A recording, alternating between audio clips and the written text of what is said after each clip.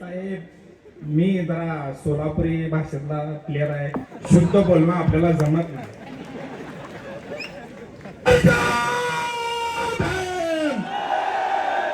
आरक्षण आमच्या हक्काचं. या मातंग बांधवाचा अमर पवार नावाचा युवक धम्मचक्र प्रवर्तन करतय, ती भाजप सरकारच्या गांडीमध्ये चुकतय. डॉक्टर बाबासाहेब आंबेडकरांची 14 एप्रिलची जयंती होती आणि त्यांनी त्या दिवशी मागायला की बाबा तुमचं मत मांडा. अरे तुमचे आईचे सगळे नवरे जयंती मध्ये आहेत, तुम्ही आमचं कुणाचं मत घ्याल हो? साहेब, प्रधानने दिले, आता पंतप्रधान आहे, लक्षात ठेवा. थोडं जास्त घेणार आहे, त्यामुळे थोडं माफी आकाश करा. सर्वात पहिला जमलेल्या माझ्या भीम सैनिकांना मानाचा जय भीम. अरे भीमाची अवलाद एवढा कमी आवाज कसं चालणार?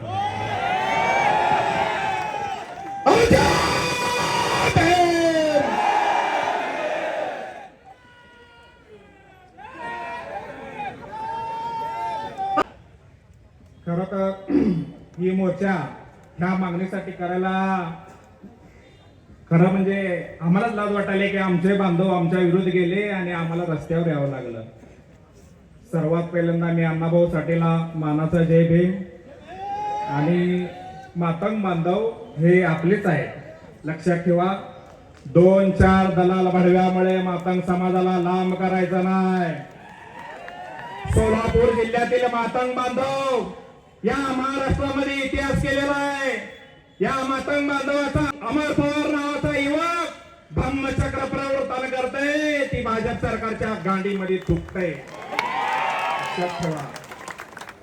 या ठिकाणी अण्णाभाऊ साठे जयंतीमध्ये सगळ्यात जास्त डॉक्टर बाबासाहेब आंबेडकरांचे डिजिटल लागतात, म्हणून या भाजप सरकारच्या पोटामध्ये दुखते.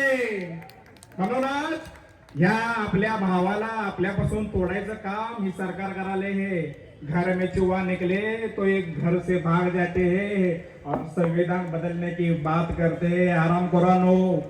ज्या दिवशी डॉक्टर बाबासाहेब आंबेडकरांच्या संविधानावर घालाघाल भारत देशातील संपूर्ण आंबेडकरवादी तुम्हाला संपवल्याशिवाय गप्प बसणार नाही, लक्षात ठेवा.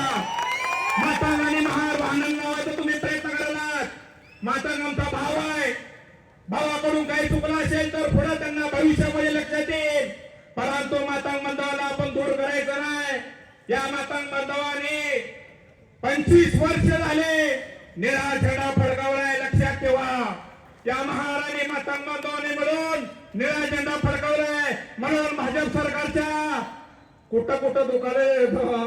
साहेब आहे मी जरा सोलापुरी भाषेतला प्लेअर आहे, शुद्ध बोलणं आपल्याला जमत नाही. सीना तान के विरोध करो, सीना तान के विरोध करो. इतिहास दिलों का लिखा जाता है, दलालों का नहीं. भारतीय जनता पार्टीच्या दलालांनो, तुम्ही लय मोठी दंगल घडवण्याचा तुमचं षडयंत्र चालू आहे. अरे तुम्ही आमच्या भावाला आडवा आणून आमच्यामध्ये भांडण लावायचा प्रयत्न करायला. तुमच्यामध्ये दम असेल तर भेटायला या. त्या महाराष्ट्रातील आंबेडकरवादी जनता कधी पण तयार आहे. तुमच्यामध्ये दम नाही म्हणून तुम्ही आमच्या भावाला समोर करायला. तुम्हाला एक सांगतो, ज्या दिवशी डॉक्टर बाबासाहेब आंबेडकरांच्या आरक्षणावर हल्ला होईल, मुख्यमंत्री साहेब म्हणले तुम्ही सुप्रीम कोर्टाचा आदेश मानत नाही का? अरे बाबा, आदेश मानणार आहे म्हणून तरच गप बसलो. आम्ही आदेश मानणारे प्लेअर आहे, बाबासाहेबाचा आदेश आहे म्हणूनच गप बसतो. त्याने सभागृहात म्हणले सुप्रीम कोर्टाचा आदेश आहे, तुम्ही ते मान्य कसं करू शकत नाही? अरे ते आदेश आणणारे तुझे दलाल आहेत रे भडव्या, लक्षात ठेव. ती आदेश ती तुमची समिती आहे, ती समिती आणली. अरे एका तरी 59 जातीमधील लोकांना तुम्ही विश्वासात घेतला का सांगा?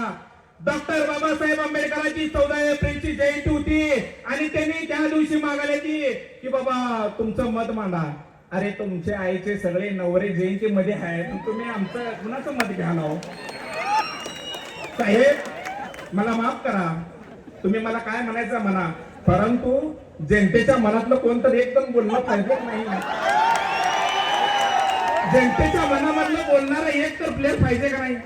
पोलीस असेल, पोलीस बांधव,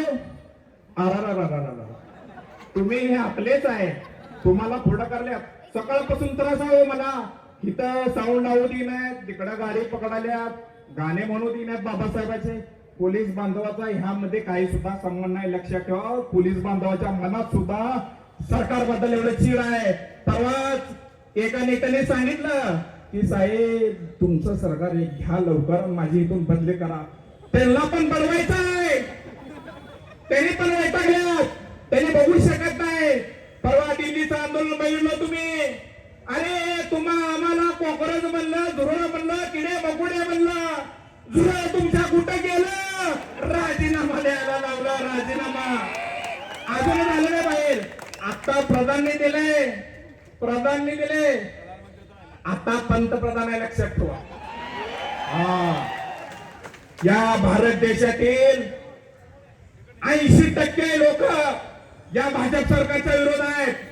अहो साहेब, मी निवडणुकीला थांबलो, निवडणुकीमध्ये माझ्या विरुद्ध आमच्या समाजाचा कोणी सुद्धा नव्हता, तरी सुद्धा यांनी ईव्हीएमच्या माध्यमातून माझा पराभव केला, वंचित बहुजन आघाडीचा पराभव केला.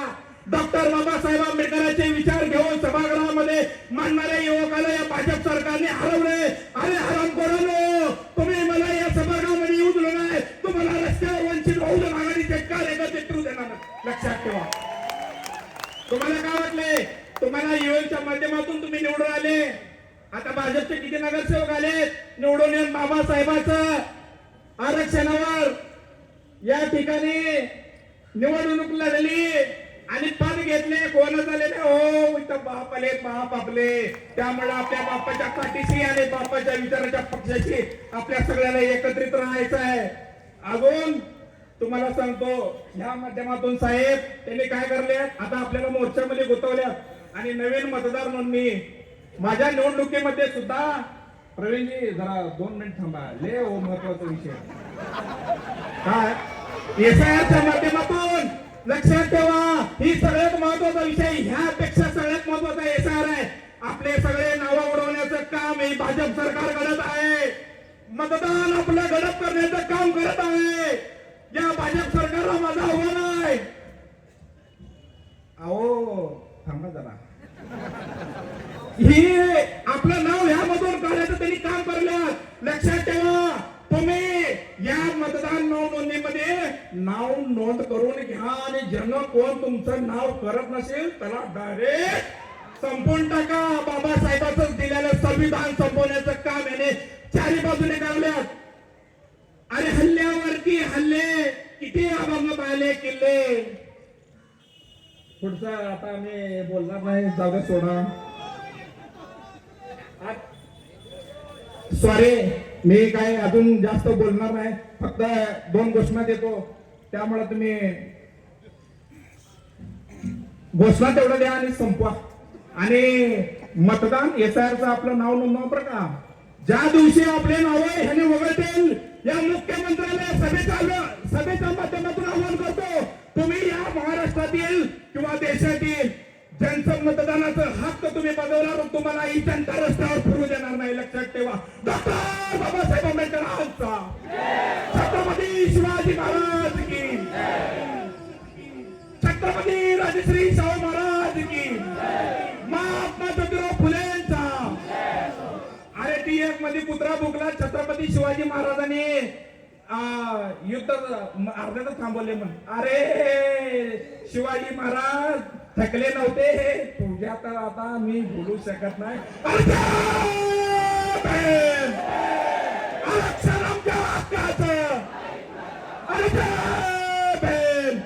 आनंद साहेब तू मागे बढो. धन्यवाद सुहासजी. अत्यंत जोशपूर्ण वातावरणात आपण भाषण केलंय. पावसाळी वातावरण झालेलं आहे साहेब, परंतु काळजी करू नका.